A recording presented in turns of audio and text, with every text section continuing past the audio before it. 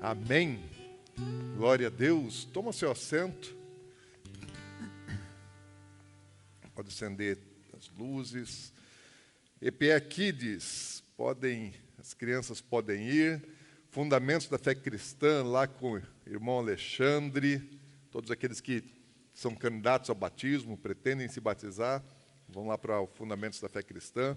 As crianças podem ir. Eu acho que o DF já deve estar lá, né? O curso da UDF já deve estar lá em cima. Põe ele naquele lá. Ó. Me arruma uma apostila também. Todos já receberam? Obrigado. Quem não tem? Alguém não tem? Todos já receberam? Então aqui só. Não, mas tem mais ali. Está sobrando. Semana passada estava faltando, hoje está sobrando. Falar em semana passada nós fizemos a transição, né, do período dos reis, aliás, dos juízes, para a monarquia. Quem estava aqui no último domingo? Amém. Então, vocês lembram que nós estamos na sequência cronológica da Bíblia, e depois que o povo saiu do Egito e tomou posse da terra, sob a liderança, primeiramente, de Moisés, de Josué, veio um período quase que de anarquia. Logo depois de Josué, assim, não teve líder. Né? Por um bom tempo, 18 anos, não teve um líder sobre as 12 tribos, sobre a nação de Israel, e depois Deus foi estabelecendo juízes, né, homens que foram levantados principalmente em período de guerra. Então, quando tinha algum conflito de guerra, alguém que se levantava para liderar o povo, que estava sendo assim fortemente atacado pelos seus vizinhos. E esse período ele durou cerca de 300 anos, um pouco mais de 300 anos, até que começou um período dos reis, porque o povo pediu para que Deus desse a eles um rei, né? Diante daquela situação de governo sobre todas as tribos que não estavam bem organizadas como uma nação, ainda que Deus tivesse pessoas que ele levantava temporariamente, tinha sacerdotes, o sumo sacerdócio estava funcionando, ele estava lá em Shiló, o tabernáculo estava em Shiló, o culto estava acontecendo, mas a nação sentia a necessidade de ter um líder, e principalmente que fosse um líder militar, né, para enfrentar as guerras contra os seus inimigos. Pediram um rei, e Deus deu o rei, e alertando que seria um mau negócio para Israel, né, a monarquia, que a monarquia ia levar a nação de Israel para lugares que eles não queriam. Primeiramente, que eles teriam obrigações para com a corte, para com o rei e com os exércitos, e toda a estrutura real que uma monarquia exige, e isso ia custar caro, eles iam ser altamente tributados para que isso pudesse funcionar, mas, além disso, o povo ia se desviar também. Né? E a gente vai ver isso na história dos reis, que é exatamente aquilo que Deus havia dito, Samuel falou, né, como boca de Deus, das coisas que aconteceriam por causa daquela escolha, de fato vieram a acontecer na história de Israel, e até que eles foram para exílio, né, voltaram, nunca mais foram uma nação, como no começo do período monárquico. E no começo do período monárquico, o primeiro rei a ser estabelecido foi Saul.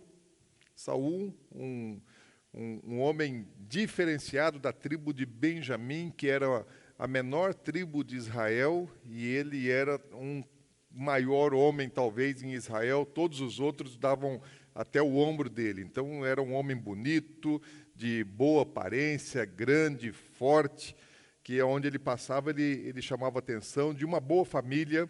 O pai dele, um produtor, né, de rebanhos, jumentas, e então Saul ele se destacava dentre os demais, e no começo assim Saul era um cara até gente boa, né? A gente viu na semana passada que Saul ele era simples, né? Ele não estava assim cheio de orgulho, de vaidade, de soberba, não tinha grandes pretensões.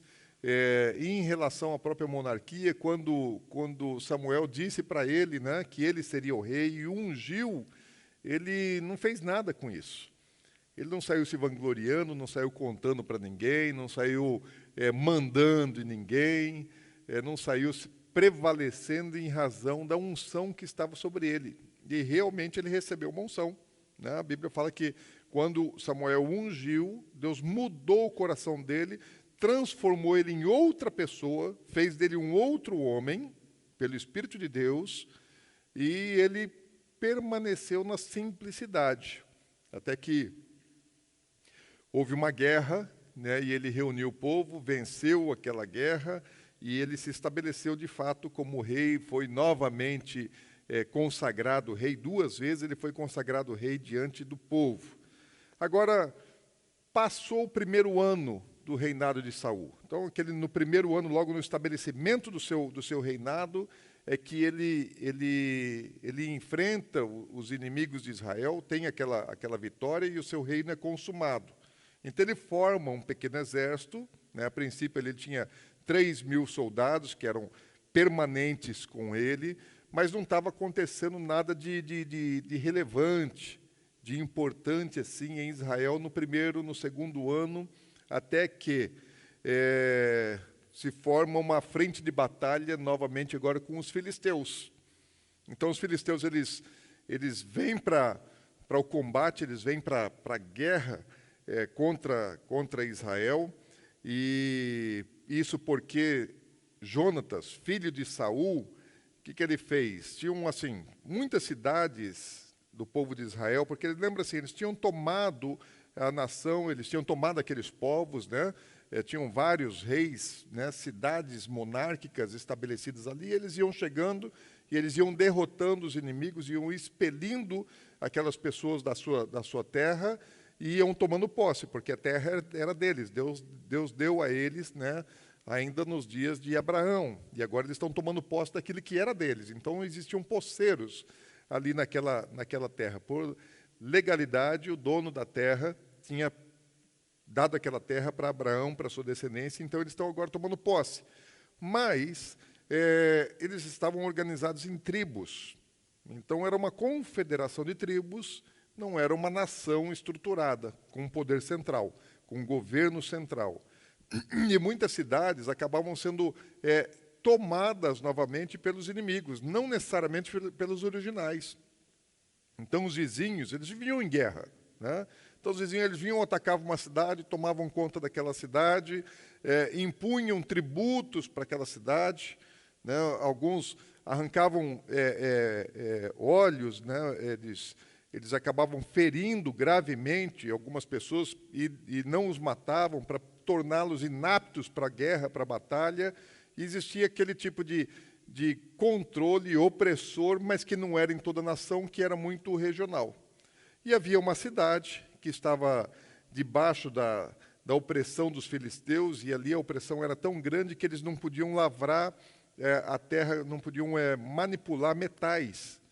Os filisteus proibiram que eles manipulassem metais. Para quê? Para não fazer arma. Então, até para lavrar a terra, eles não podiam ter ferramentas de ferro, a não ser que eles fossem até os ferreiros filisteus, e os filisteus eles fornecessem para ele aquelas ferramentas de ferro para poder lavrar a terra, mas muito sob controle, para que eles não transformassem aquilo em armas. Então, assim, numa vida muito difícil, e Jonatas vai lá e liberta esse povo dessa cidade, desse controle, desse domínio dos filisteus. O que acontece, então? Os filisteus ficam revoltados com aquela derrota, com aquela atitude de Jonatas de vir e tomar a posse daquela cidade, né, tirá-los daquele lugar, e aí eles se juntam para a batalha. E aí a Bíblia menciona a quantidade de armamento, né, de cavalos, de carruagens, fala que era uma multidão incontável de soldados. O historiador Flávio José fala que era 300.000 homens, né, que se preparou, que se reuniu para a batalha. Aí o Saul, como rei, ele manda um comunicado para todas as tribos, mandando os homens comparecerem, né, armados, e muitos poucos ali tinham armas, e para combater os filisteus. Só que quando Saul disse, né, que eles iam sair para a guerra, ele não contou para os seus patriotas o tamanho do exército inimigo. Daí começaram a vir os homens de todas as tribos, né, para se reunirem para o fronte de batalha. E como eles não sabiam o tamanho do inimigo, quando eles foram se reunindo, foram ficando sabendo, né, qual o tamanho do exército. E quando eles souberam o tamanho do exército, que era muito mais armado do que eles, começaram a se desesperar e começaram a fugir. E a Bíblia fala que eles começaram a se esconder nas ocas, nas cavernas, em todos os lugares que eles podiam, nos penhascos, começaram a fugir e se esconder, se ocultar de medo dos inimigos. Nisso, estou contando um pouco do enredo da história para a gente tirar algumas lições, algumas aplicações aí, da forma como Saul foi agindo diante das circunstâncias. Então, ele tem uma adversidade, ele tem uma situação ruim, difícil. O que Saul faz? Chama Samuel. Né? Samuel é o profeta, é o cara que fala por Deus, é o cara que ungiu ele para aquele ser governante, para ser rei sobre Israel. Chama Samuel. Samuel manda um recado para Saul, fala, olha, aguarda 7 dias.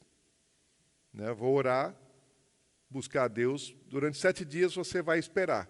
E daqui 7 dias nós vamos oferecer holocausto a Deus antes de vocês saírem para a batalha. Então não saia para a batalha, aguarda esses 7 dias, nós vamos sacrificar a Deus, e então vocês vão poder ir para a batalha. Só que nesse tempo, né, quando estava chegando já o termo desses 7 dias, o exército dos filisteus que estava acampado começou a se deslocar. Eles começaram a avançar, então eles levantaram o acampamento e começaram a vir contra os exércitos de Saul. Imprimiram uma marcha, né, para vir para o fronte, para a batalha. E nisso, aí aqueles que estavam com Saul começaram a debandar mesmo, começou todo mundo a fugir. E Samuel não chegava. Então, quando dá o tempo do 7º dia e Samuel não chega, o que Saul faz? Tudo estava preparado, os animais para o sacrifício, para os holocaustos já estavam preparados. Ele falou, traz tudo. E aí ele vai lá e faz o sacrifício. Ele se antecipa, não esperou pelo profeta, e fez o sacrifício dos animais, fez o holocausto a Deus, esperando então ter uma resposta de Deus, mesmo na ausência do profeta. E assim que ele acaba de fazer o sacrifício, chega Samuel. E aí Samuel fica irritado com Saul, né? Primeiro porque ele não aguardou, não esperou a chegada do profeta, então ele se irrita e ele dá uma repreensão a Saul por causa daquela atitude. Primeiro, ele não era sacerdote, ele sequer era da tribo de Levi, ele era da tribo de Benjamim. Então, quem poderia oferecer sacrifícios eram os sacerdotes.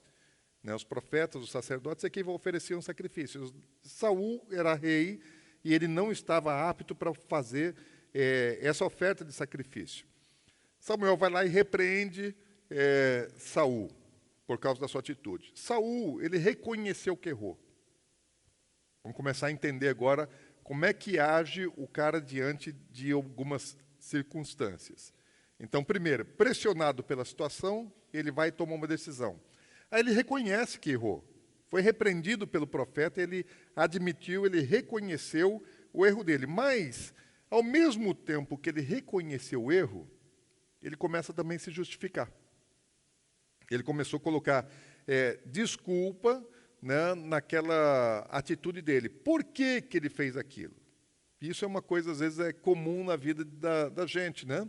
A gente reconhece que errou, mas aí, ao invés de simplesmente ficar no arrependimento, no reconhecimento do erro, quer justificar o erro. Ou seja, não há arrependimento sincero, verdadeiro. Você não se humilha completamente enquanto você está se justificando. Enquanto existe argumentação, é porque o arrependimento não foi pleno, não foi completo. E aí disse, que Saul disse aqui? Ó? Tem um versículo aqui, 1 Samuel 13, 12, está aí na apostila. Né? Qual é o argumento que ele usa para Samuel? Fala, ele disse comigo, agora descerão os filisteus contra mim, a Gilgal, e ainda não obtive a benevolência do Senhor. Forçado pela circunstância, ofereci holocausto. Primeiro erro de Saul. Né? Primeiro erro assim, declarado na palavra de Deus a respeito do coração de Saul. Falou, olha, ele tinha uma palavra, ele recebeu uma palavra. Deus havia dado uma direção para ele através do profeta, falou, aguarda 7 dias. E às vezes Deus faz isso com a gente, Deus coloca a gente em prova e manda a gente esperar. Quantas vezes você já orou e Deus não respondeu? Quantas vezes você já orou e Deus até te mostrou coisas lá da frente, mas elas não aconteceram? E você ia esperando, você tem uma palavra de Deus, mas ela não se cumpre. E aí Saul, ele tinha uma palavra de Deus, sabia o que Deus tinha orientado ele fazer, mas as circunstâncias estavam indo diferente do que ele estava direcionado por Deus, porque venceu o prazo. Deus falou, olha, daqui 7 dias, né, vocês vão fazer o sacrifício através do profeta, Deus dá essa ordem, e aí sim vocês vão poder sair para a batalha. Deu 7 dias. E o profeta não chega, não tem o sacrifício. Então, forçado, pressionado pela circunstância, porque o exército inimigo está vindo. Deus ainda não me deu a bênção. Os meus soldados estão fugindo, fala, deixa eu agir. Vou fazer da minha maneira. Né? Do jeito que o profeta falou, não vai dar certo, não. Então, primeiro erro de Saul foi assim, ele desobedeceu por causa de uma ansiedade. E até a ansiedade é natural num processo desse. Imagina você no lugar dele. 300 mil soldados inimigos vindo em sua direção, com um monte de cavalo, um monte de carruagem, de carro de guerra, e o seu exército, além de ser menor, está todo mundo fugindo, está todo mundo debandando, e poucos dos soldados que estão com você são armados. O que você faria? Bom, a ansiedade aí é natural. Qualquer pessoa ficaria ansiosa com uma situação dessa. Preocupação. Você vai simplesmente deitar e dormir e não vai ter preocupação? Os 7 dias da semana que estão acontecendo ali, fala, não, vou descansar, vou dormir. Né? Aliás, eu preciso estar descansado daqui uma semana, porque eu vou sair para a guerra, então é bom eu comer, dormir, descansar, né? Passar tempo aqui com os soldados, falando sobre estratégia de guerra, mas vamos ficar tranquilo. Lógico que não é assim. Né? Então ele ficou bastante ansioso, e aí, por causa da ansiedade dele, a obediência dele foi parcial, ele obedeceu. Reuniu o povo, ficou lá esperando, mas não obedeceu completamente. Aí se autojustificou. Esses errinhos de Saul, que são erros que todos nós cometemos, todos nós estamos sujeitos a isso, todos nós fazemos coisas semelhantes a isso, foi o suficiente para Deus falar, olha, vai perder o trono. Aquilo que eu tinha para você, acabou. Falou, não vai ter mais. Né? Então, Deus se descontentou com a rebeldia, com a desobediência, com a falta de dependência de Saul. E aí, no versículos 13 e 14, nós estamos em Samuel 13, diz assim, então disse Samuel a Saul, procedeste neciamente, e não guardar o mandamento que o Senhor teu Deus te ordenou, pois teria agora o Senhor confirmado o teu reino sobre Israel para sempre. Sabe o que estava acontecendo? Deus estava provando Saul. Lembra que ele começou bem? Não tinha problema. Agora Deus coloca ele em prova.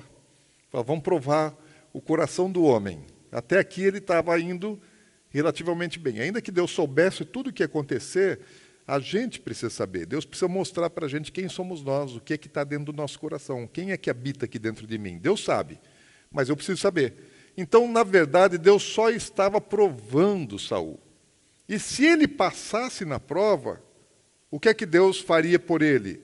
Ia confirmar o reino dele para sempre. Então, a descendência dele, ele seria um bom rei, ia permanecer, né, como como um rei forte, Deus ia fortalecê-lo no reino, no governo sobre Israel, e a descendência dele, a posteridade dele, ia sucedê-lo, né?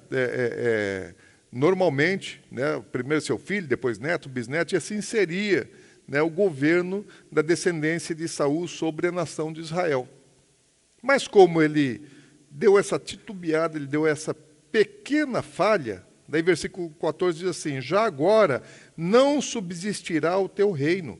O Senhor buscou para si um homem que lhe agrada e lhe ordenou que seja príncipe sobre o seu povo, porquanto não guardaste o que o Senhor te ordenou. Gente, é um pouco de rigor, não é? É ou não é? Deus fala, o cara cumpre 90%. E aí, aquele detalhezinho que faltou, a última espera, foi suficiente para Deus falar assim: perdeu tudo. Deus não tirou parte. Deus tirou tudo. Falou: agora você não será mais rei sobre Israel. E aí Samuel já diz: olha, Deus já procurou outro. E Deus já encontrou outro. Samuel ainda não sabe, Davi está lá cuidando dos rebanhos de Jessé, do seu pai, né? E Deus já olhou para Davi e já tirou os olhos de Saul, já olhou para Davi e falou: vai ser esse agora.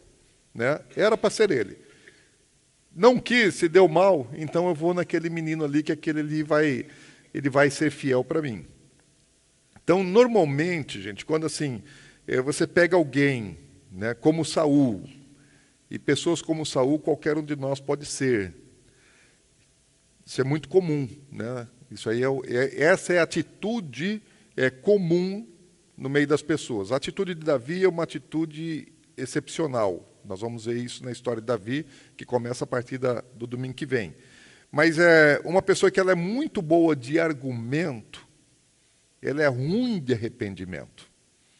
Quem argumenta demais tem dificuldade de se arrepender, de admitir erro, de admitir culpa, de simplesmente assim abrir mão da autojustificação. Eu lembro que lá em casa teve uma época, nós tivemos várias funcionárias, né, durante toda a nossa trajetória de casa, funcionária doméstica.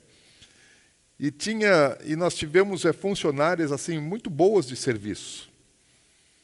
E tinha funcionária que, nós tínhamos, numa época, tinha 2 funcionárias, e uma era muito boa de serviço, mas ela era argumentativa. Né? Se ela fizesse alguma coisa errada, ela nunca admitia o erro dela, sempre tinha uma justificativa, sempre arrumava um argumento. E tinha uma outra que não era tão boa de serviço, que vivia fazendo umas presepadas, vivia fazendo coisa errada. Só que toda vez que a Ana Paula ia confrontar aquela que era boa de serviço, ela se justificava. Quando confrontava a outra, né, pelas falhas dela, ela fazia uma cara assim de bobinha e falava: fui eu. Admitia o erro. Gente, mais na frente precisou dispensar uma das 2. Qual vocês acham que foi dispensada? A argumentativa. Era até melhor de serviço. Mas é muito melhor você ter alguém com você que, quando erra, admite o erro. Né? Fala: não, eu errei, me perdoa. Daí você vai falar o quê para a pessoa?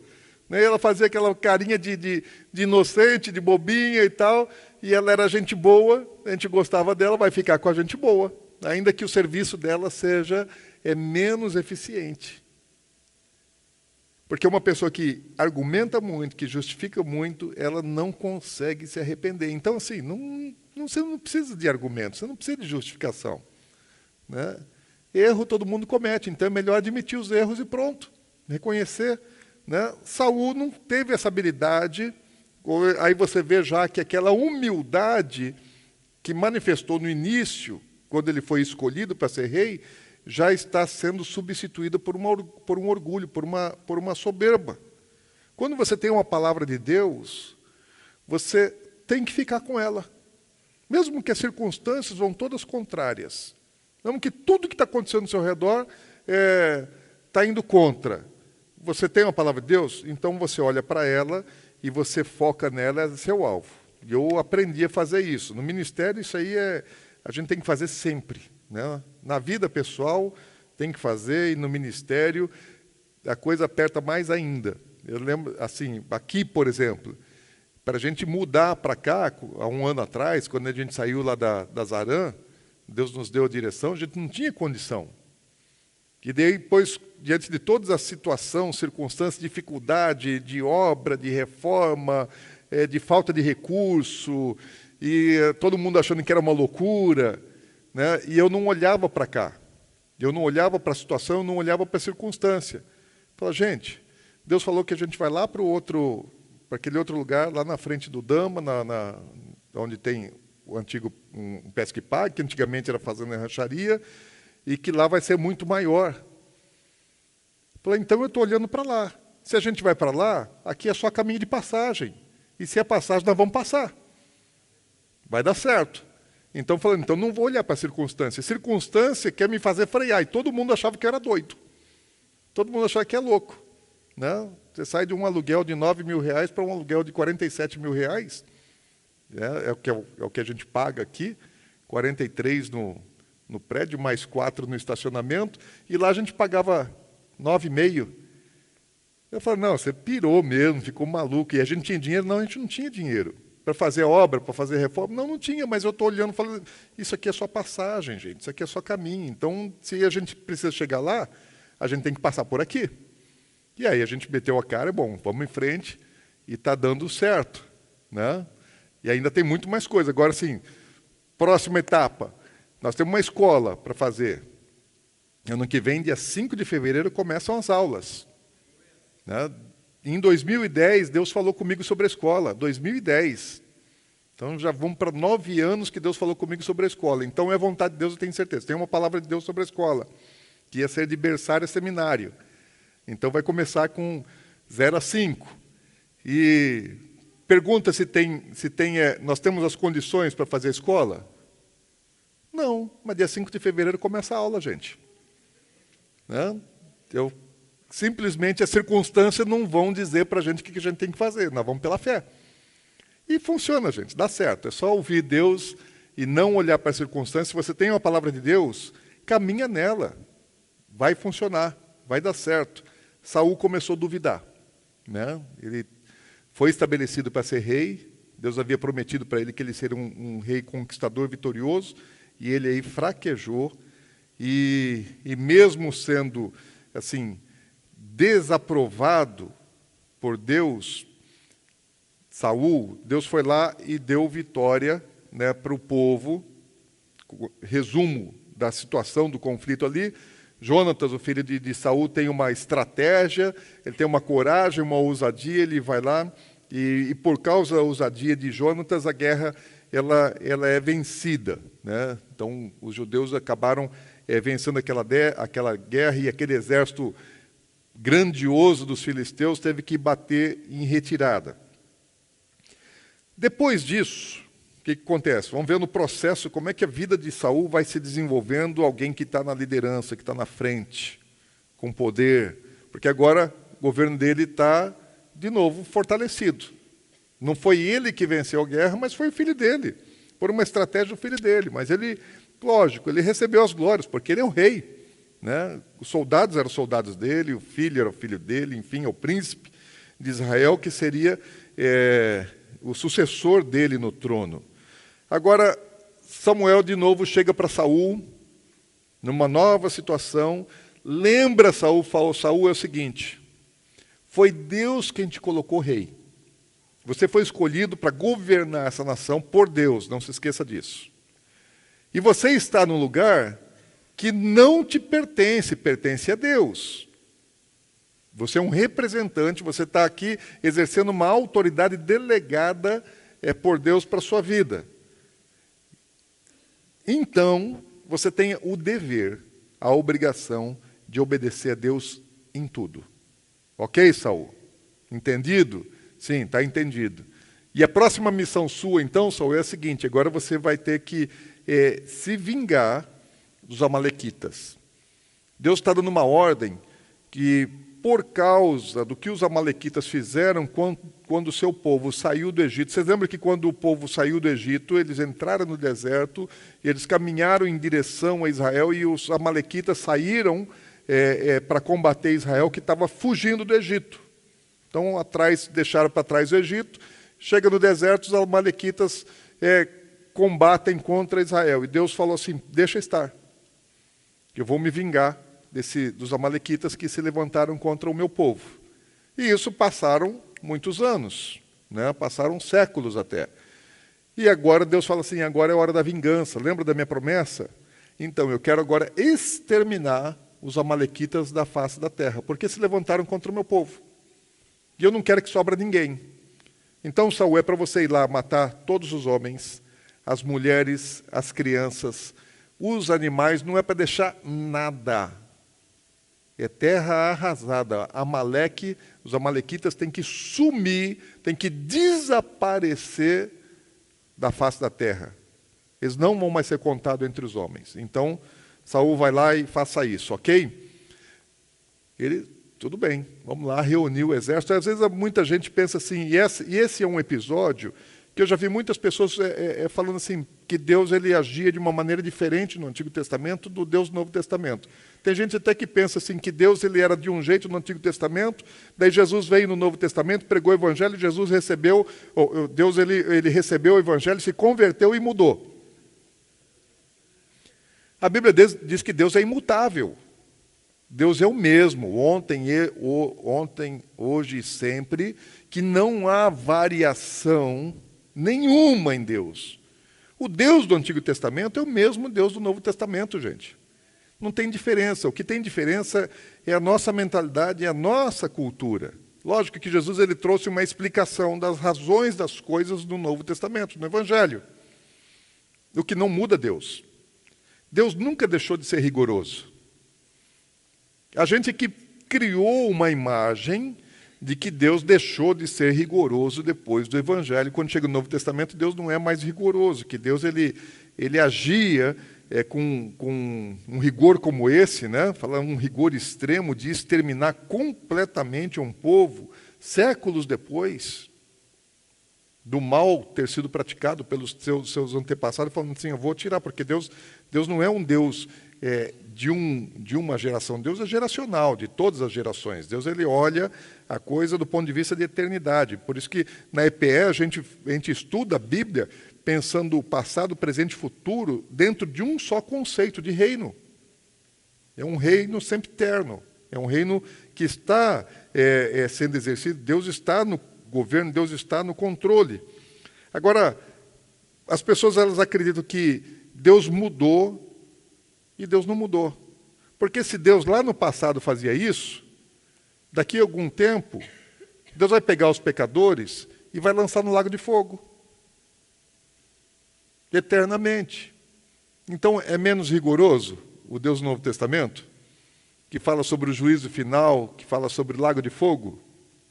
O Deus que lá no passado deu ordem para alguns pecados serem punidos com apedrejamento. Assim, imagina um negócio desse, gente, não pode. Imagina na Globo, né? Aparecendo lá alguém sendo apedrejado porque adulterou. Né? Um filho sendo apedrejado, um jovem sendo apedrejado, um filho sendo apedrejado porque ele era rebelde, né? A sua rebeldia era contumaz, ele nunca se arrependia, sempre muito rebelde, e Deus falou assim, o filho que é rebelde e que nunca se arrepende, fala, tira para fora da cidade, comunica a todo o povo, e o povo vem e apedreja ele, vai matar ele, porque eu não quero rebeldia no meio do meu povo. Agora, o Deus que mandou fazer isso lá atrás, fala, não, isso não existe mais. Bom, se a gente for lá no livro de Apocalipse, no capítulo 16, versículo 21, o próprio Deus vai tacar pedra na terra. Tem saraivada de pedra, só que não vai ser pedra daquela que cabe na mão do homem. Fala pedra de um talento. 40 quilos? 30 aí. Não lembro agora quanto pesa um talento. Agora imagina a pedra de 40 quilos caindo na cabeça das pessoas. Deus mandou apedrejar lá atrás, falou, não, deixa aqui, agora vocês não precisam apedrejar.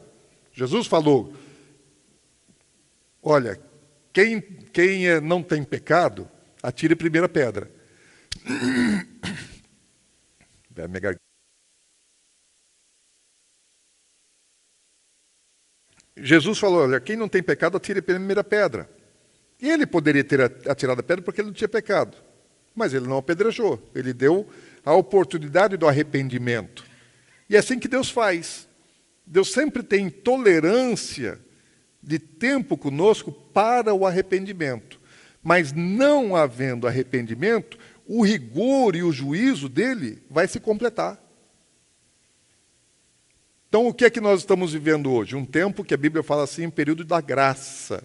É o tempo de se arrepender. É o tempo de ser diferente. E aí tem muita gente que acredita que a graça é um negócio assim que vai te eximir de todas as responsabilidades, que você não tem mais dever, que você não tem mais obrigação, acabou o rigor de Deus, acabou o peso do juízo de Deus. Não. O período da graça é só o tempo assim, da misericórdia de Deus para que haja arrependimento. Não havendo arrependimento, vão experimentar da ira, né? Vão experimentar do rigor do juízo de Deus. Então, Deus vai mandar pedra, vai apedrejar o pecador, Deus vai apedrejar o planeta Terra, saraivada de pedra, né? Vai cair na Terra durante a grande tribulação e depois ainda vai lançar num lago que arde, né, de fogo eternamente.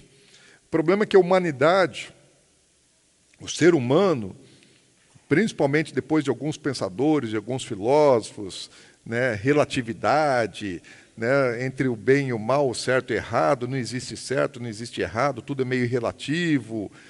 A humanidade perdeu conceitos, valores e a importância do pecado, a gravidade do pecado.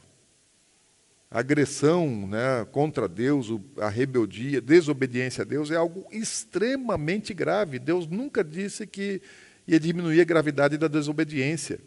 Só que o homem acha que não tem problema, até porque nós estamos vivendo um período de graça. Deus não está exercendo juízo, mas Ele não está apagando, né, a culpabilidade do pecado. Ao contrário, a Bíblia fala assim que o pecado vai ser julgado, que todo pecado vai ser julgado. Então, o que precisa?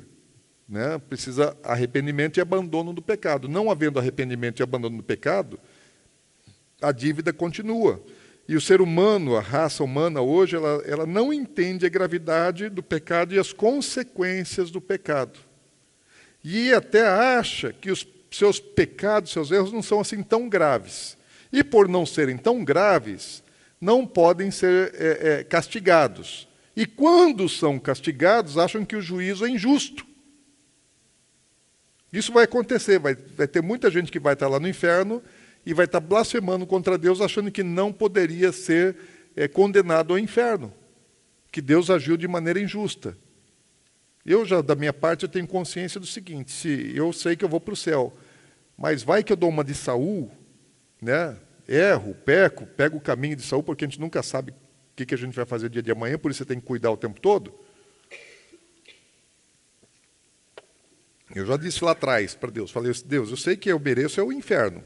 Por merecimento, não mereço o céu, nenhum de nós merece o céu. Salvação é dom gratuito, né? O salário do pecado é a morte. Então, merecimento, pagamento, por direito nós merecemos a condenação. A salvação é de graça. Então, se eu condenado for, eu acredito que não, e estou trabalhando para alcançar o meu melhor no céu, não só de ser salvo, mas eu quero o melhor no céu. Mas se condenado fosse ou for, eu saberei e falar, olha, é digno, é justo. A condenação é justa. Mas eu acho que vai ter muita gente lá que vai estar blasfemando contra Deus, né, achando que foi injusto, ainda que saiba do seu erro e do seu pecado. Bom, Saul então recebe uma ordem. Beleza, você vai lá e você vai destruir os amalequitas, não traz nenhuma galinha, não traz uma taça de ouro, nada, tudo é holocausto. Tudo é para ser destruído, não quero mais saber de nada dos amalequitas na face da terra para sumir com esse negócio. Ok, vamos lá. Aí vai Saul, junta os exércitos, monta uma estratégia, ele fecha todas as passagens por onde eles poderiam fugir, porque na guerra sempre acontecia isso, né? O exército ele era derrotado, mas sempre conseguia escapar. E ele, antes de atacar, ele fecha todas as passagens, coloca soldados, né, em todos os lugares por onde eles poderiam tentar fugir para que ninguém escapasse vivo. Então ele monta uma estratégia para cumprir aquilo que ele tinha recebido de ordenança de Deus.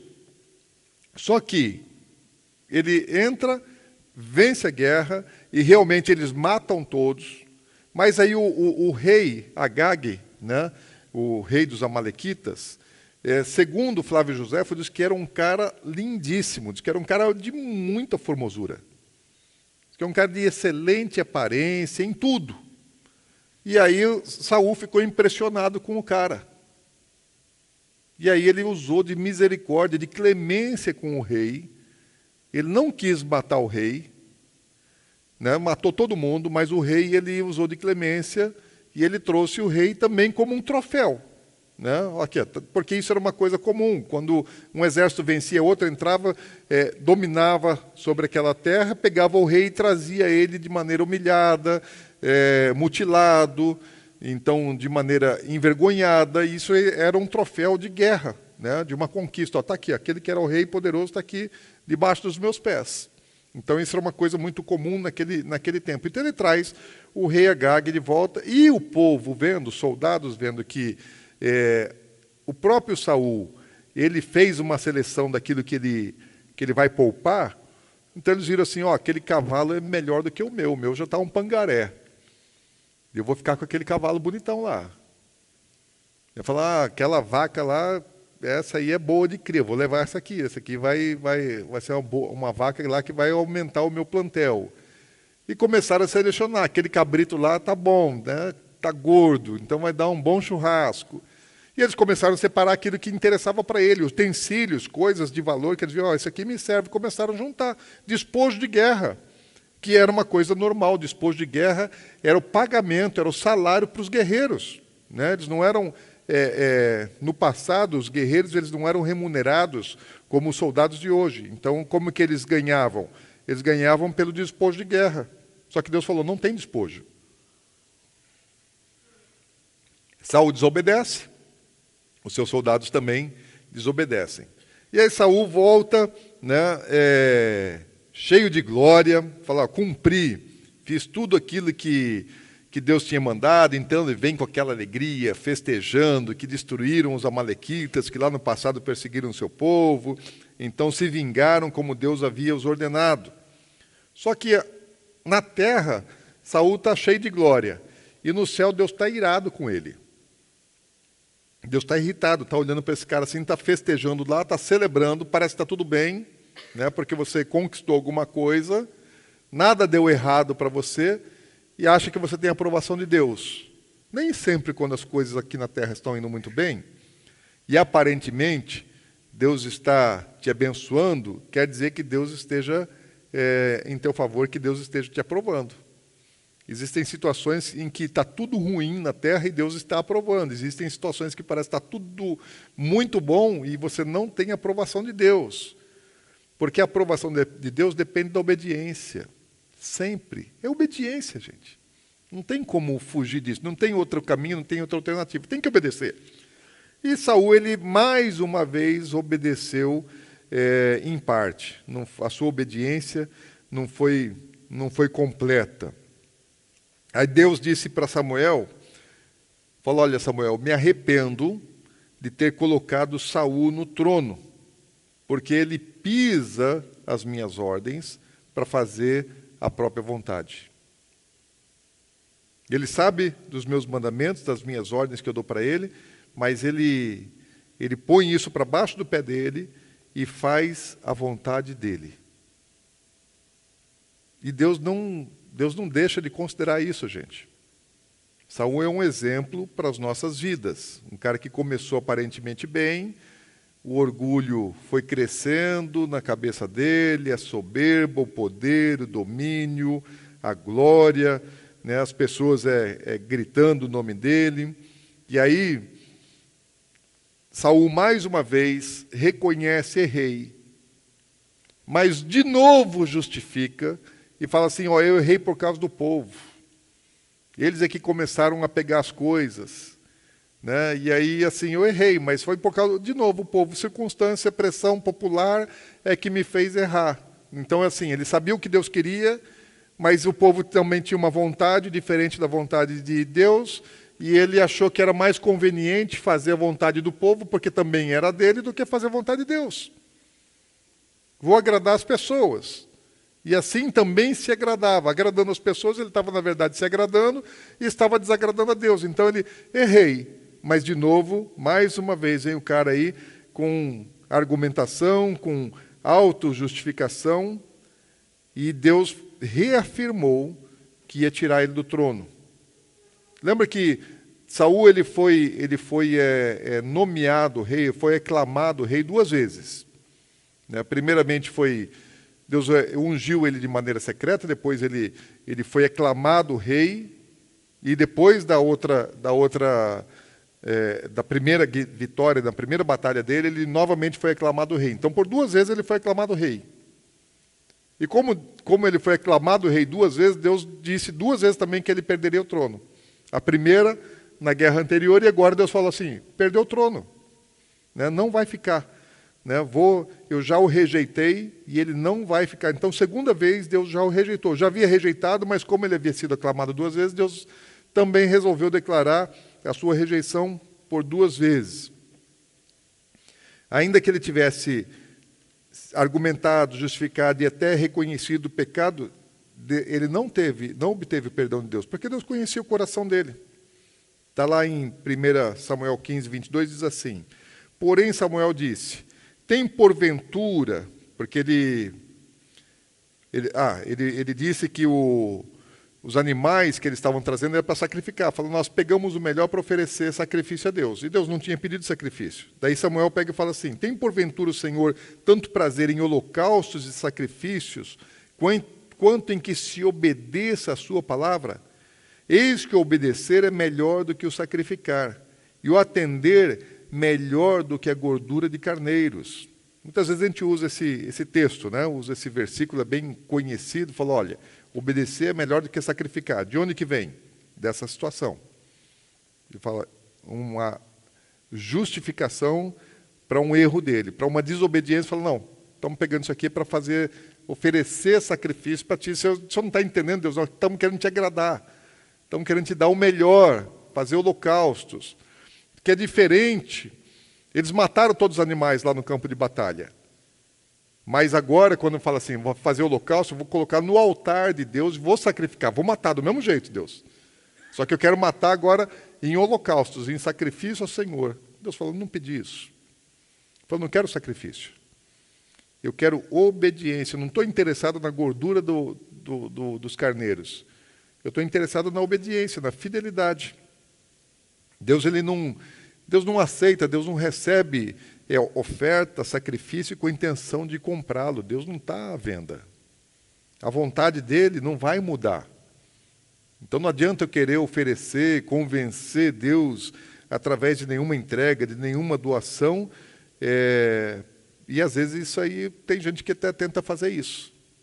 Né? Oferecer alguma coisa para Deus, não só coisas materiais, mas algum tipo de entrega, com a segunda intenção de convencer Deus da vontade da pessoa. Falar, Deus, eu estou te oferecendo, estou te sacrificando, estou te entregando isso ou aquilo, mas o coração da pessoa quer o quê? Convencer Deus para que o coração de Deus se incline para a sua vontade. Né? É uma tentativa de negócio, de barganha, só que Deus ele não trabalha assim. Ele quer obediência, ele já sabe o que é melhor e ele quer que a gente obedeça. E quem não obedece, gente, por que Deus está rejeitando Saul?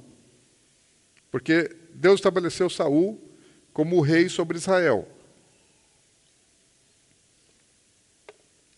Para cumprir um propósito de Deus. Ele é um representante de Deus na terra. E um representante de Deus na terra tem que fazer o quê? Ser fiel. À vontade de quem o colocou lá. Ele tem que cumprir aquilo que ele foi chamado para fazer. E aí, quem não obedece a Deus, é chamado por Deus para fazer alguma coisa e faz da sua maneira, não obedece, não pode oferecer sacrifício de verdade. Sacrifício verdadeiro não vai oferecer sacrifício meia boca, merreca. Mas algo que agrade mesmo a Deus? Não. Quem não obedece a Deus não tem condição de ministrar, né, a verdade, de ser autêntico, de ser puro na pregação da palavra. Não tem condição de ministrar um louvor verdadeiro, santo, agradável a Deus. Não tem condição de ensinar com autoridade, não tem condição de exercer nenhum ministério de maneira digna. Então, para exercer qualquer chamado, se você é chamado para o altar, para pregar, para ensinar, para fazer qualquer coisa, você tem um dever de obediência. Obediência integral. Eu não posso fazer aquele que Deus me chamou para fazer do jeito que eu quero fazer. Eu tenho que fazer do jeito que Ele quer. Hoje, eu acho que Deus deve estar olhando lá do céu assim e falando, cadê os meus escolhidos, né? E Ele fica buscando a obediência dos seus escolhidos. Deve estar difícil assim para Deus, né? Porque todo mundo quer fazer do seu jeito. Cada um quer fazer do seu jeito. Cada um quer usar o altar da maneira que acha mais interessante, mais conveniente, e normalmente as coisas são feitas nos ministérios, né? E eu digo assim, ministérios de maneira geral, qualquer ministério, muito voltado para agradar as pessoas, muito voltado para agradar o povo, e não para agradar a Deus. E qualquer ministro de Deus, qualquer pessoa que é incumbida por Deus para fazer qualquer coisa, não só do ponto de vista eclesiástico, mas, por exemplo, político. Se Deus colocar alguém dele lá para ser um governante, ele vai ter que obedecer a Deus, ainda que ele suba ao poder por intermédio do voto popular, né, do sistema da democracia, é Deus quem coloca. E aí o compromisso dele já não tem que ser com o povo, tem que ser com Deus. Ele tem que ser verdadeiro, dizer para o povo o que é que ele vai fazer. Né? Qual é a minha linha? Qual que é o meu programa de governo? Meu programa de governo é esse aqui. Ser autêntico. Olha, eu sou a favor disso, sou contra aquilo, eu vou fazer isso. Né? Seja verdadeiro. E vota nele quem o apoia. E Deus é quem vai arrumar eleitores para ele, para votar nele, para estabelecer. Depois o compromisso dele é com Deus. Não é com a população, não é com a mídia, não é com o que a Folha de São Paulo vai dizer, com o que a Veja vai escrever, com o que a Globo vai mostrar. Não é com Deus. Né? Tem que ser com Deus. E isso é em qualquer área que você tenha recebido uma incumbência, uma missão de Deus. Obediência. Não importa a circunstância, não importa o que o povo pensa, não importa se agrada, se desagrada. Só tem um que a gente precisa agradar. Deus. Agora, tem muita gente que usa esse tipo de argumento também para andar em rebeldia. Né? Diz que só obedece a Deus, mas, na verdade, é uma atitude completamente de rebeldia. Não tem nada de fidelidade a Deus, não tem nada de obediência a Deus, ao contrário. Né?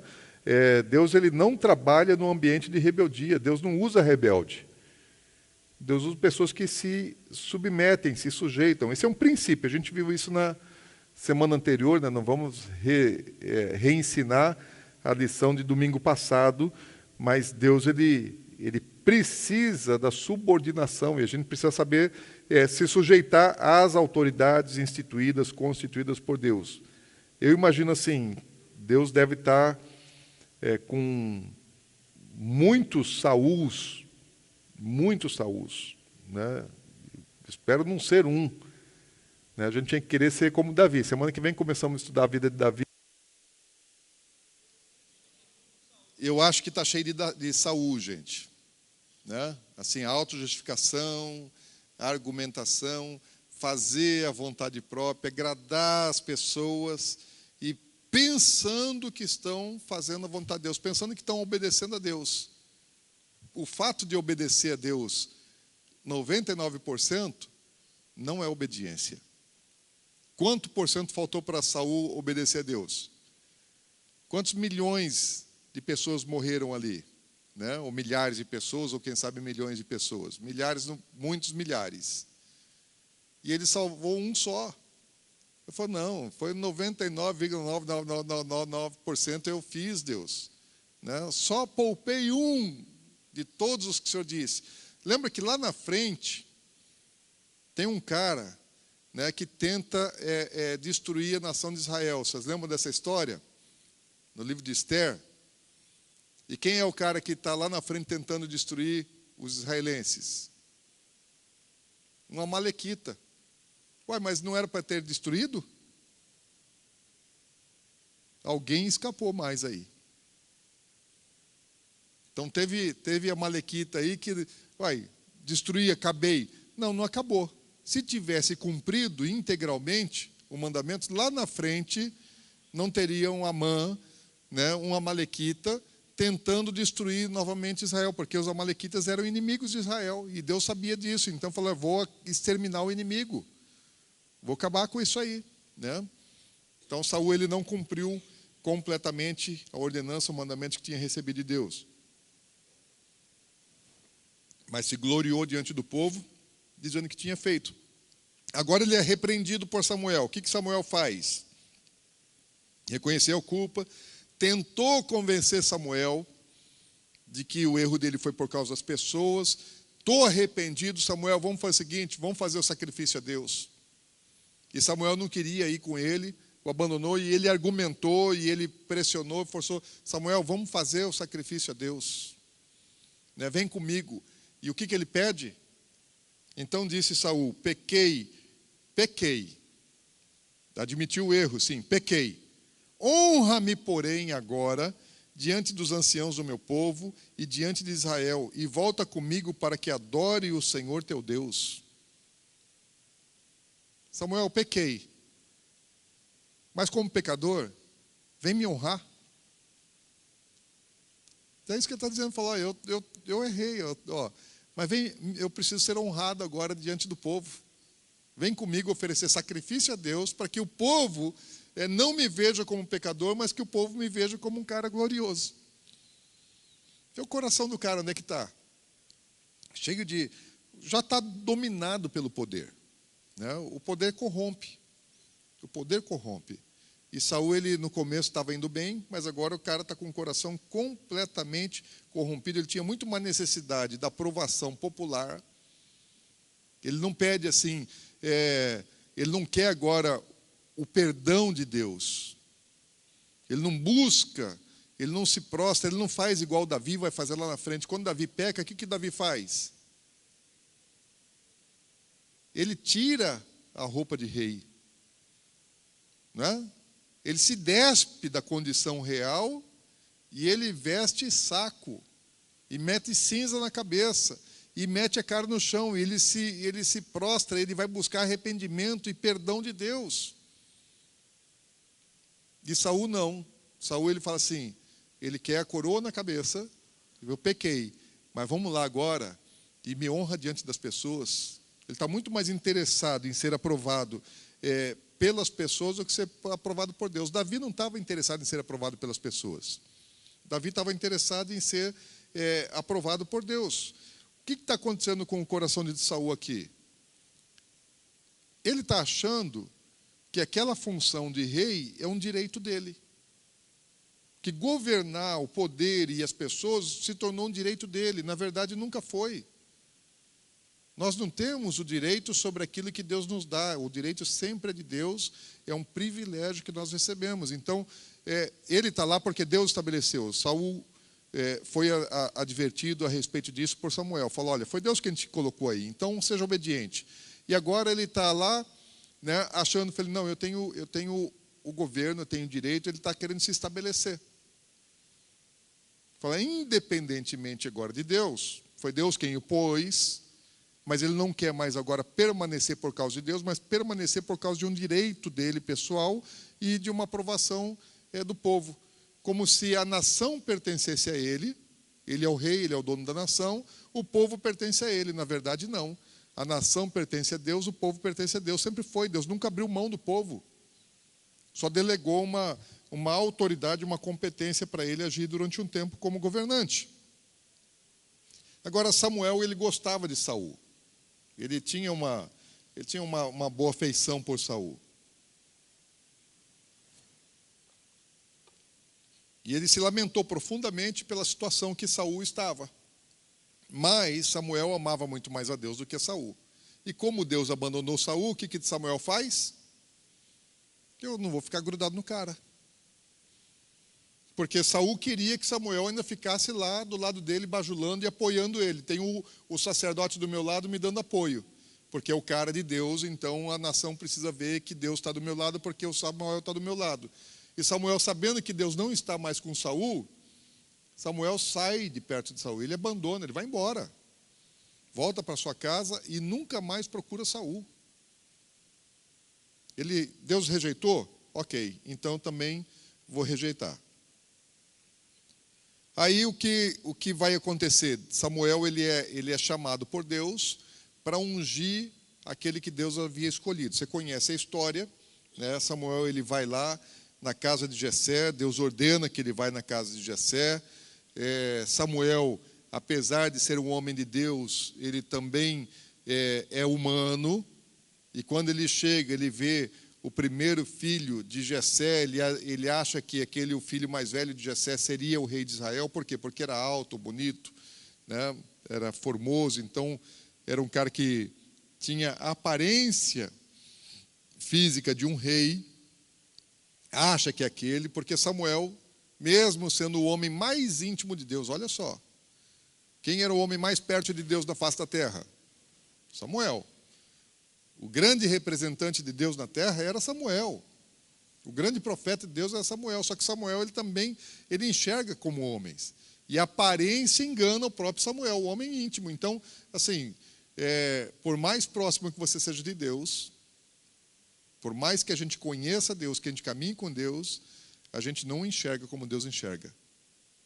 Então, os meus olhos são olhos naturais, carnais. E Samuel, ele se enganou com a aparência. E Deus falou, olha, não é esse não. Samuel, você está olhando para a aparência. Não olhe para a aparência, olhe para o coração. E o coração a gente não conhece. A gente pode pensar que conhece. Na verdade, a gente não conhece nem o nosso. A Bíblia fala que o coração é enganoso. E a gente se engana com o próprio coração. Saul se enganou com o próprio coração. Então, Samuel, ele obedeceu a Deus. Ele foi lá, né, encontrou depois Davi, ungiu Davi, disse para Davi que ele seria rei de Israel, e Davi começou a trajetória de rei semelhantemente ao que Saul fez. Saul, quando foi ungido secretamente, o que ele fez? Voltou para casa do seu pai, foi cuidar das jumentas do seu pai. E Davi foi ungido rei de Israel, o que ele fez?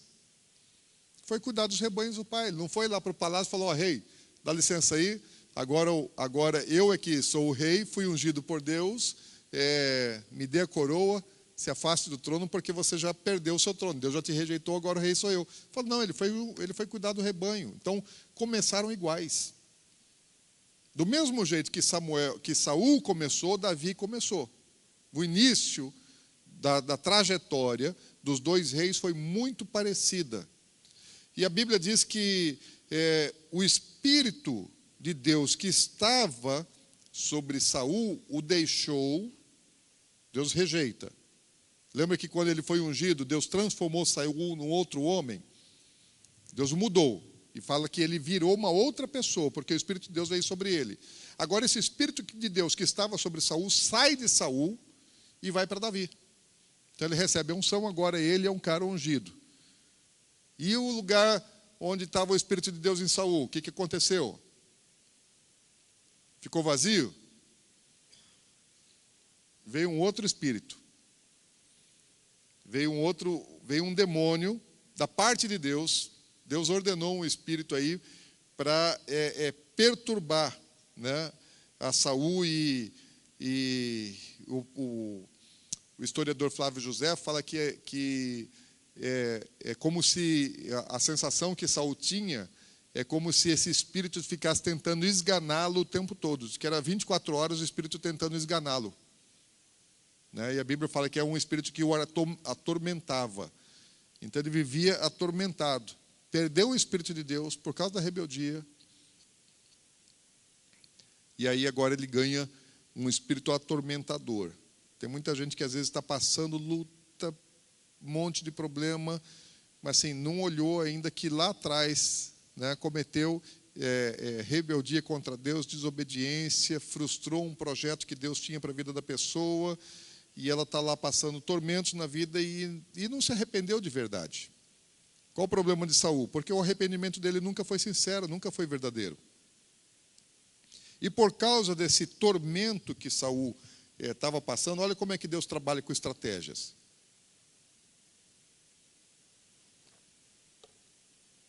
Só tinha uma coisa que acalmava Saul: música, louvor. E Davi, ele era músico. E aí falaram para Saul, olha, Saul, tem um rapaz assim lá, filho de Jessé, que ele é músico, e ele canta, e ele é muito inspirado, é um menino de Deus. Né? Traz ele para o palácio, você vai gostar dele. E dito e feito, então, mandou-se buscar Davi, lá na casa de Jessé, ele veio para o palácio, e aí quando aquele espírito estava atormentando Saul, ele tocava sua harpa, cantava para Saul, e Saul se acalmava com os louvores de Davi. Então Davi trazia paz no palácio, trazia paz sobre a vida de Saul, né, através da sua adoração. Agora, avançando um pouco a história, e nossa história aqui não é Davi, mas semana que vem a gente começa, quando Davi ele vence Golias, vocês conhecem a história, a gente não precisa contar isso, né? Saul havia dispensado Davi para voltar a cuidar dos seus rebanhos, do seu pai, né? Por um tempo ele voltou lá para a casa do seu pai, e agora de novo eles estão em guerra contra os filisteus. E tem um cara lá de 2,90 metros de altura, né? Quase 3 metros de altura, um gigante, Golias, desafiando, blasfemando, e ninguém enfrenta o cara. Bom, Davi vai lá, se oferece, fala, deixa que eu vou lá guerrear contra esse cara. Né? Daí ele vem para Saul, fala para Saul que vai fazer aquilo. Saul fala, mas como, menino? Você não vai dar conta. Fala, não, dou sim, uai. Uma vez um leão pegou uma ovelha do rebanho, eu corri atrás do leão, catei ele pelo rabo, né, joguei ele no chão e matei ele. E salvei a ovelha. E também aconteceu com o urso. Falei, esse cara aí não é mais forte do que o leão, é do que o urso que eu matei.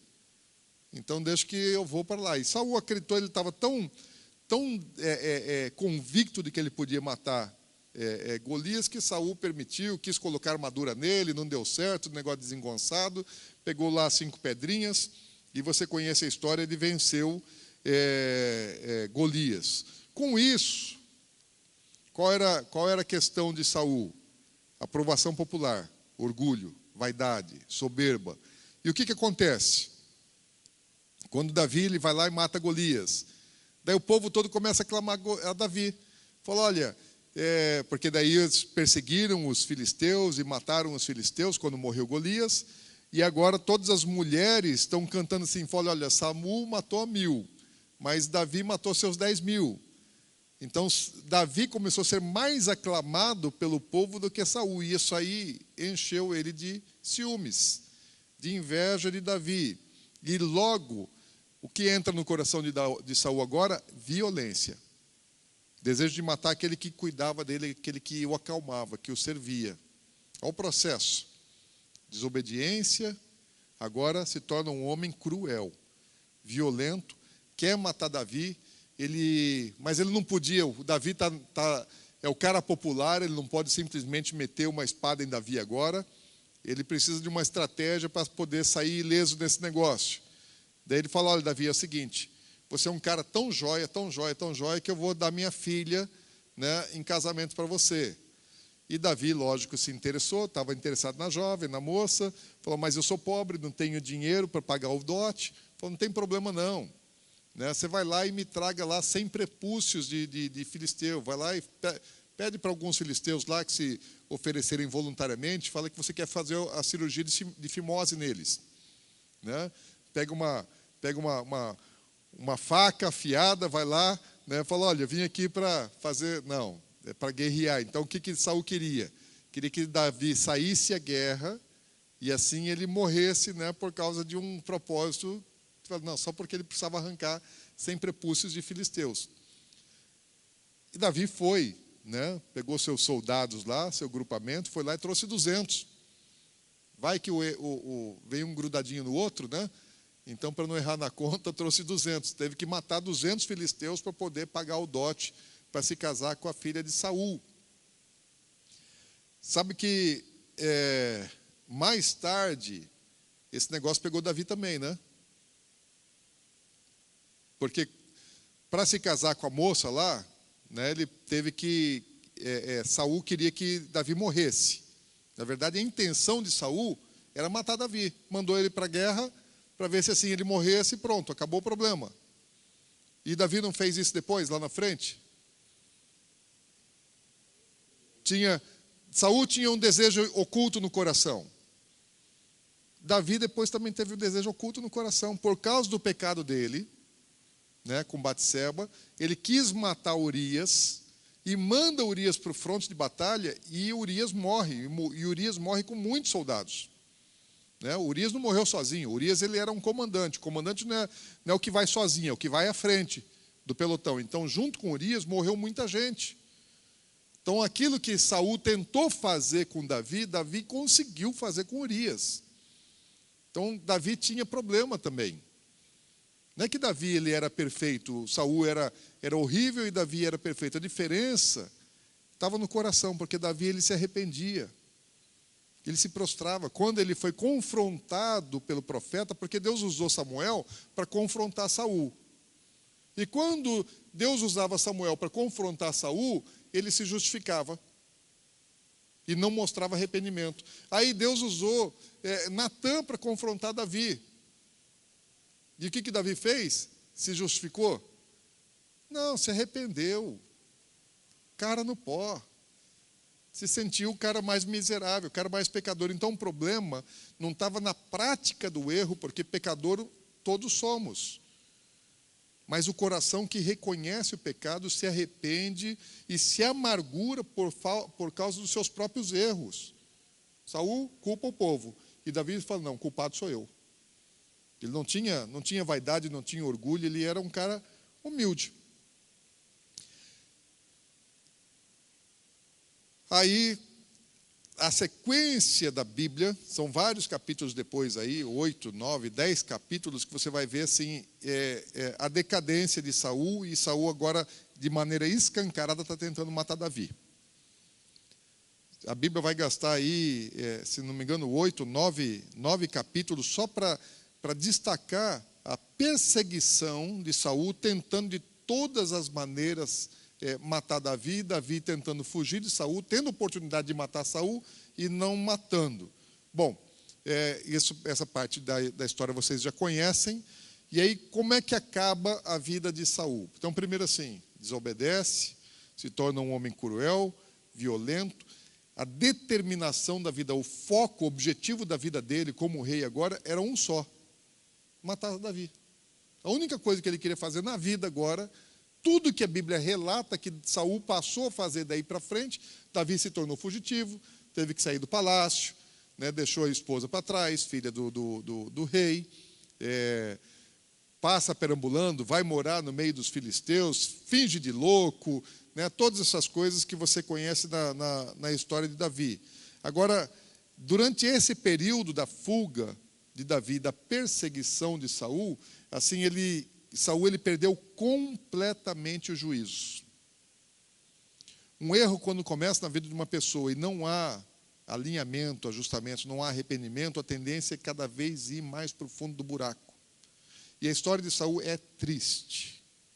A história de Saul é muito, muito triste, porque ele chegou assim ao nível de loucura completa, ao ponto de matar o sumo sacerdote, porque Davi, na sua fuga, ele vai até o sumo sacerdote, pede provisão e armas para o sumo sacerdote. O sumo sacerdote não sabe que Davi é fugitivo de Saul, sabe que ele é um comandante do exército de Saul, sabe que ele é um guerreiro de Saul, e Davi diz para ele, fala, olha, eu estou aqui para cumprir uma missão, vim sem soldados, porque não preciso de soldados para cumprir essa missão, mas eu preciso de provisão, eu preciso de armas.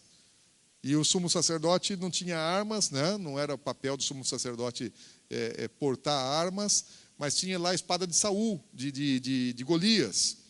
Você, tem aqui só aquela que você consagrou ao Senhor, você quer levar ela? Me dê aqui. Então ele leva a espada de Golias, pega algumas provisões e foge. Só que daí tem um cara que está vendo ali, um dedo duro, depois vai lá e conta para Saul. né? Falou, olha, Davi passou lá no sumo sacerdote, o sumo sacerdote ajudou ele. O que Saul manda fazer? Chama aqui o cara. Matou o sumo sacerdote, gente. Ainda que o sumo sacerdote nem soubesse da situação, falou a verdade para Saul, falou, olha, ele passou lá, disse isso, isso, isso. Saul não acreditou nele e manda matar o cara. O representante de Deus aí, nessa história. Né? Que é o cara descendente de Arão, descendente de Eli também. E não satisfeito em matar o sumo sacerdote, manda matar toda a família dele, mulheres, crianças, homens, todo mundo. Né? Não teve misericórdia. 385 pessoas da família do sumo sacerdote ele manda matar. Não estava feliz ainda. Sabe o que ele manda fazer? Vai lá na cidade dos sacerdotes e dos profetas. Deus tinha estabelecido uma cidade que era um lugar, era uma cidade sacerdotal, cidade de Nod, e manda matar todo mundo, todos os sacerdotes lá, os levitas, os profetas que estavam ali, ele manda matar. Porque esse povo estava no conceito de Saul dando apoio para Davi, falando, então todos os amigos de Davi precisam morrer. O que acontece? Israel fica sem sacerdócio, gente. Fica sem sacerdócio. Só um filho de Abimeleque, que era o sumo sacerdote, consegue escapar. E aí ele não tem mais segurança em Israel, porque Saul está mandando matar os sacerdotes também. E ele vai lá, encontra Davi e fica com Davi. Se oculta lá com Davi, depois ele vai ser sumo sacerdote em Israel, né, no governo de Davi. Então a história de Davi, de Saul, mostra assim, até onde um homem pode se afundar. Até onde uma pessoa que desobedece vai. Se não tem freio, gente, vai para o fundo do buraco. Vai para o estado mais deplorável. Por quê? Orgulho, soberba, vaidade, poder. Quando escolhido para ser rei, ele tinha boas qualidades. Mas toda aquela humildade dele foi substituída pelo apego ao poder, o coração dele foi se corrompendo, um homem que era bom se tornou cruel, sem temor a Deus, inconsequente com os resultados das suas atitudes. Depois da morte de Samuel agora já estava morto, não tem mais profeta, os sacerdotes foram mortos pelo próprio Saul. O que acontece? Os filisteus levantam guerra novamente contra Israel. E agora, essa é a última guerra de Saul. Aí, temendo o inimigo, o que Saul faz? Agora eu preciso procurar Deus. Cadê Samuel? Está morto. Cadê o sumo sacerdote? Está morto. Cadê os sacerdotes? Estão mortos. Cadê os profetas? Estão mortos. Ele matou todo mundo. Ele não tinha mais canal de comunicação com Deus. Deus havia rejeitado. Ele não tem agora com quem procurar para falar com Deus. Ele ora, ele busca Deus. E Deus rejeitou Saul. Deus não fala com Saul. Ele orava, perguntava, Deus não falava. Daí ele ia dormir para ver se Deus falava com ele em sonhos, porque Deus fala em sonhos, e Deus não falava com ele. Daí o que o cara faz? Aquilo que já está ruim pode piorar, gente. Deus não está resolvendo os problemas para você. Daí você vai tentar resolver do seu jeito, você ainda vai piorar um pouco mais. O que ele faz? Ele vai procurar uma médium, uma adivinha, uma necromante. Aí é para acabar mesmo. Estava ruim a vida dele. Aí ele vai, já que Deus não me responde, já que na luz eu não tenho resposta, vou às trevas. Gente, tem muita gente que faz isso. Que vai buscar resposta no ocultismo, na macumba, nas formas muitas do espiritismo, na cartomancia, necromancia e todas essas coisas, tentar consultar mortos. E o que a gente vê é que na vida de Saul ele teve uma sequência. Lembra que na história da humanidade há uma sequência de pecados. Qual o pecado de Adão? Desobediência, rebeldia. Qual é o próximo pecado que entrou na humanidade? Depois da desobediência, violência. Caim matando Abel. Depois, a imoralidade e a injustiça. Deus teve que mandar o dilúvio. E depois, a idolatria. Então, essa é a sequência do pecado na história da humanidade. E de lá para cá não tem coisa nova na Terra. É só a roupagem que muda, mas os pecados todos se enquadram dentro dessas categorias aí. E na vida de Saul você vê, primeiro, a desobediência, igual aconteceu lá com Adão. Depois, a violência, né, o desejo do derramamento de sangue de Davi, a crueldade. E, por último, né, a idolatria, que ele vai mexer, aí é pecado de feitiçaria. Né? Ele vai mexer com o mundo dos espíritos para poder ter resposta em relação à guerra que ele tinha que enfrentar com os filisteus. Já não é mais com Deus. O único pecado desses grandes grupos de pecados que tomaram a humanidade, que a Bíblia não menciona que tenha tomado Saul, foi a imoralidade sexual. Então, ele foi desobediente, rebelde, violento e depois, por último, idólatra. A sequência da humanidade, antes da idolatria, tem a imoralidade sexual. Então, esse aparentemente não pegou Saul, né? Não era o fraco dele, aparentemente, pelo menos a Bíblia não relata nada a respeito disso, e eu também não vi nas histórias nada mencionado a respeito disso. Porém, pegou Davi. Não pegou Saul. Então, como é que o diabo está trabalhando? Porque é uma guerra, gente, no mundo espiritual. É uma guerra. Então, é o reino de Deus e o império das trevas. Quem que está por trás dessas coisas todas? Existe, né? Satanás, ele não está alheio. E Deus, do mesmo jeito que Deus não está alheio, Deus está trabalhando, Satanás também está trabalhando. Então, os pecados da humanidade foram muito claros na mesma sequência na vida de Saul, à exceção da imoralidade sexual, que parece que não pegou. Mas isso aí nós vamos ver, vai alcançar a vida de Davi. Então, nos 2 primeiros reis de Israel, você tem os 4 grandes grupos de pecado da humanidade manifestos na vida deles. Com uma diferença. Um tinha um coração duro, e o outro, ele era quebrantado, né? Se arrependeu. Então, depois de consultar a médium, a necromante, consultar mortos, né, o que acontece? Vai para a guerra, Israel é derrotado, Saul morre, os filhos dele morrem, então não tem sucessor ao trono, né? É o que abriu o caminho para que Davi pudesse se tornar o rei de Israel. E a Bíblia diz lá em 1 Crônicas, capítulo 10, versículo 13, que Saul, ele morreu, né? Eu não coloquei o texto, mas ele morreu por ter desobedecido a Deus e por ter buscado o necromante. Então, a razão da morte, do infortúnio de Saul, e morreu da maneira que morreu, né? Ele próprio se lançou contra a sua espada, porque já estava derrotado lá no Monte Gilboa, e ali caíram também os seus filhos. Então, morre de uma maneira assim terrível. O que a gente aprende com Saul? Não importa como eu começo. O importante não é o começo. O importante é o fim. Então, a minha trajetória não pode estar me levando para um lugar ruim. A minha trajetória tem que me levar para o melhor. Então, Saul começa bem e termina muito mal. Então, não importa assim, o quanto Deus te usou, o quanto Deus te abençoou, o quanto de coisa boa aconteceu na sua vida, quanta coisa você fez para Deus. Deus não vai levar em conta, né, o seu passado, vai levar em conta a conclusão da corrida. Não importa como é que você começa a corrida, você pode ter começado a corrida em último lugar e terminá-la em primeiro. Ou você pode sair em primeiro e nem chegar.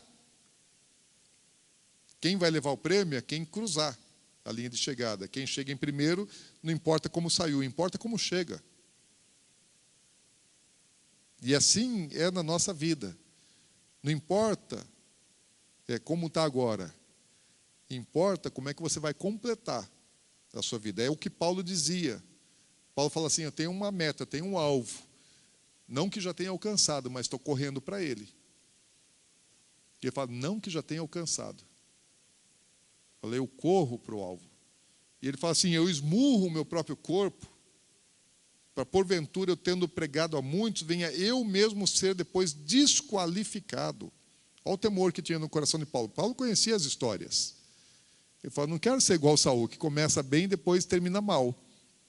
Então eu olho para lá, não cheguei, estou fito, né? Estou com os olhos fixos lá naquela meta, naquele alvo, e vou correr para alcançar, mas eu ainda não sei se eu vou chegar. Até que chega no final da vida dele, quando ele escreve a última carta dele a Timóteo, fala: ó, agora sim.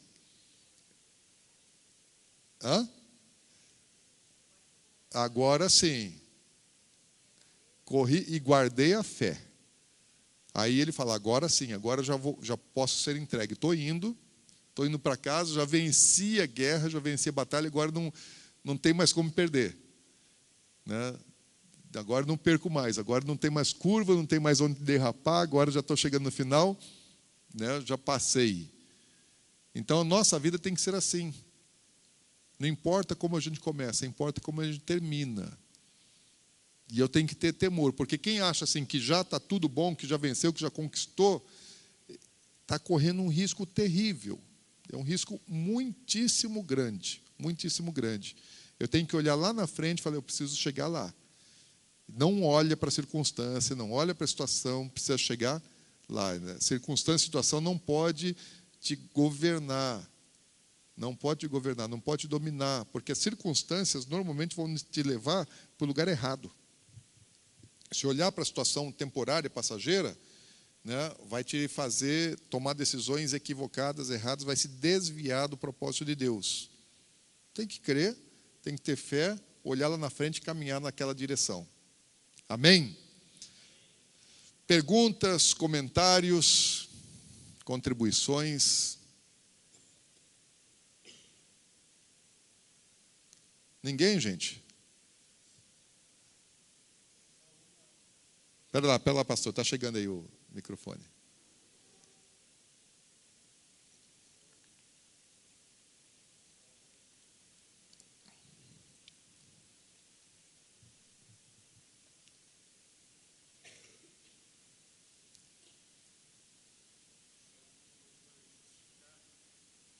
Só um pouquinho, pastor, vamos ver se ele resolve ali.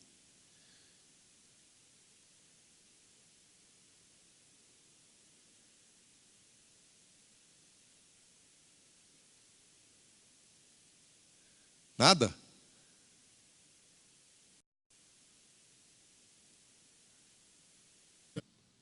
Ele já não tinha mais comunhão com Deus, né? Mesmo que buscasse, ele já não achava mais.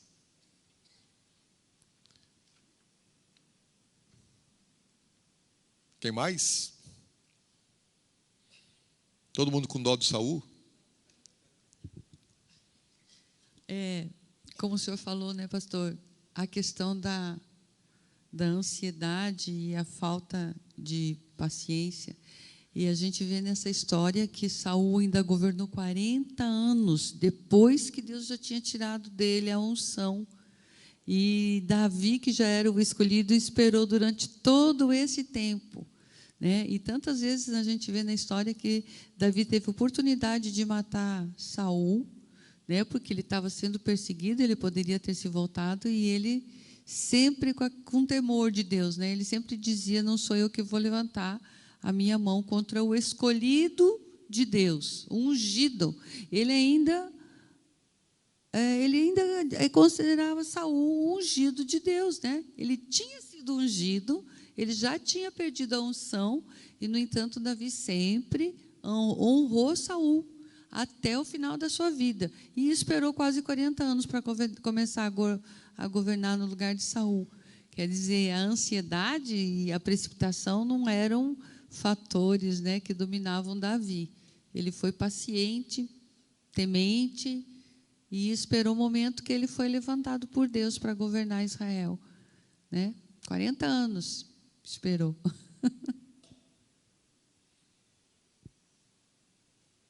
A história de Davi é muito diferente, né? Não que Davi não tenha pecado. A gente vai ver agora nas 2 ou 3 próximas semanas, que é uma história melhor, né? Mais longa, mais edificante. Mas Davi, ele pecou, ele errou, mas a diferença é o coração simples, coração humilde, coração arrependido. Aos olhos naturais, parece que o pecado de Davi foi muito pior do que o pecado de Saul.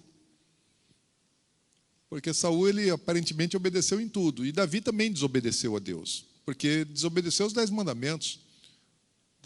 2, pelo menos, 3, né? 3 dos 10 ali, assim, por causa de uma coisa só. Ele adulterou e matou. Cobiçou, adulterou e matou. Aliás, ele praticou genocídio. Não foi um homem que morreu, foram vários. Então, era um pecador.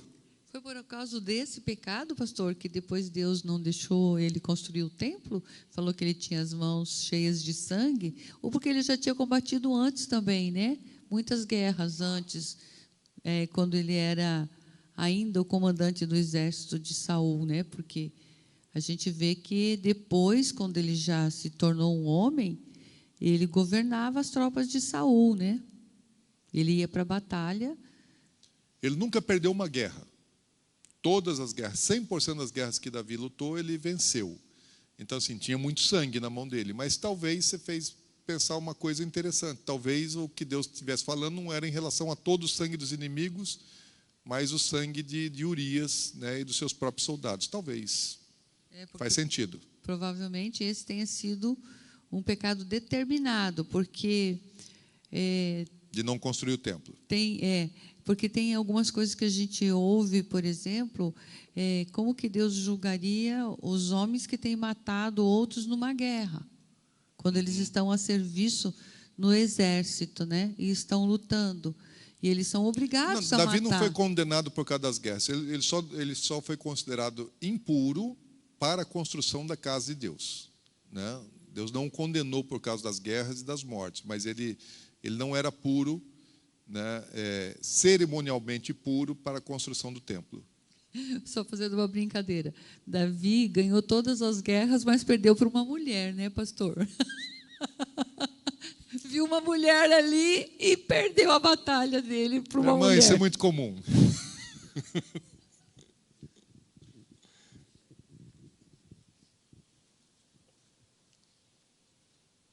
Pastor, esses dias, é interessante que o senhor falou que nem sempre, porque a gente está fazendo alguma coisa para Deus, a gente está sendo aprovado por Deus, né?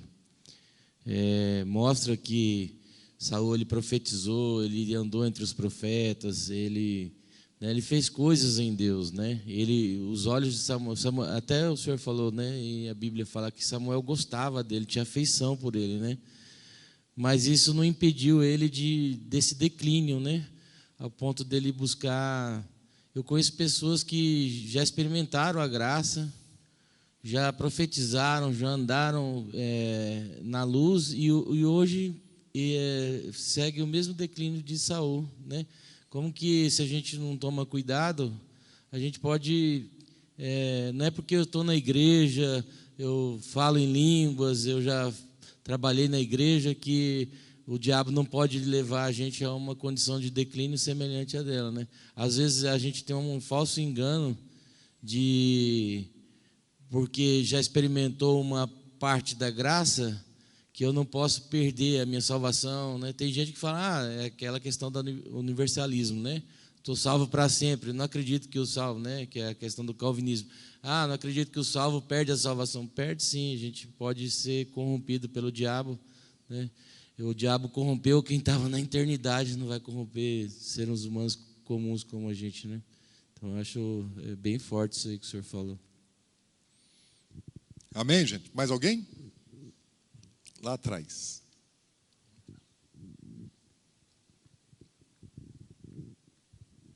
Paz. Pastor, eu tenho aprendido muito sobre a questão da motivação. Isso tem falado muito forte comigo. Comentava outro dia com meu marido, até de algumas experiências suas que eu já vi de outros cultos. E agora a gente volta na questão da motivação, do coração de Saul, do coração de Davi. Isso é muito difícil. Me ajuda. Como mudar um coração de argumentativo para, digamos assim, maior temor ao Senhor, para se arrepender mais? Porque de argumentos infelizmente, dizem que eu sou boa. E isso é um problema. Parar de argumentar. Primeiro passo, né? Porque como é que muda? Para mudar esse tipo de coisa, tem que começar... às vezes tem enfermidades na gente que a gente combate primeiramente o sintoma. Não é? Você tem uma enfermidade, mas você deu uma febre, está com dor. Primeiro você combate o sintoma para depois você conseguir vencer, né, a causa daquele sintoma. Então, elimina o sintoma primeiramente, mas isso não é suficiente. Só que quando você vence o sintoma, porque o sintoma ele vem o quê? Pela manifestação daquilo que está dentro. Então não deixa sair aquilo que está dentro. Quando não deixa sair, você não alimenta. Então automaticamente você já começa um processo de neutralização daquela coisa ruim que está dentro. Então, não argumentar se esse é um problema, né, abdica, abre mão da argumentação, né, e seja simples. Davi não argumentou. Davi só reconheceu, admitiu. Então é melhor... que nem a funcionária que eu mencionei, as duas funcionárias lá em casa. Uma era cheia de argumento, a outra não argumentava. Eu falei, errei, fui eu. Ah, quebrou. Fui eu. Perdão. Você vai fazer o quê? A pessoa admitiu, reconheceu, pediu perdão, você vai pisar em cima? Não, vai perdoar, ué. Né? Então, abrir mão, primeira coisa. E à medida que a gente abre mão, a gente para de alimentar aquilo. A manifestação, enquanto eu dou corda para ela vai continuar acontecendo.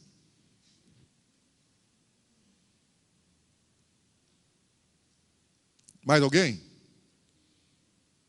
Vamos orar? Pai, nós te agradecemos, Senhor, porque na Tua palavra nós temos todo tipo de exemplo. Exemplos bons a serem seguidos, como o de Davi. Exemplos, Senhor Deus, para nossa advertência, como o de Saul. Porque o tipo de erro que Saul cometeu, todos nós em algum momento já tivemos também, Senhor. Já nos iramos contra pessoas, já desejamos o mal, Senhor Deus, a pessoas que aos nossos olhos não eram boas para a gente, ou para quem a gente ama.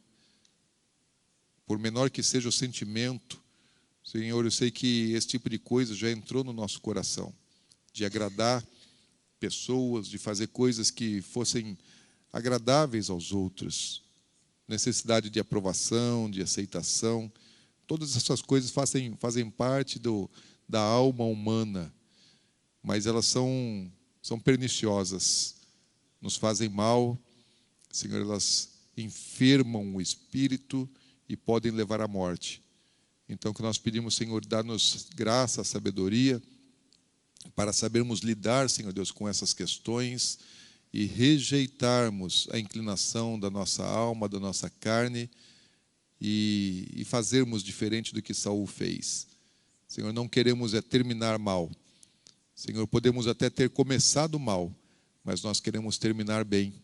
E se começamos bem, Senhor, queremos terminar ainda melhor. Então nós pedimos, dá-nos graça, tem misericórdia das nossas vidas e nos aperfeiçoe. É o que nós te pedimos em nome de Jesus. Amém. Glória a Deus e aleluia. Até o culto das 18 horas. Deus te abençoe. Bom domingo.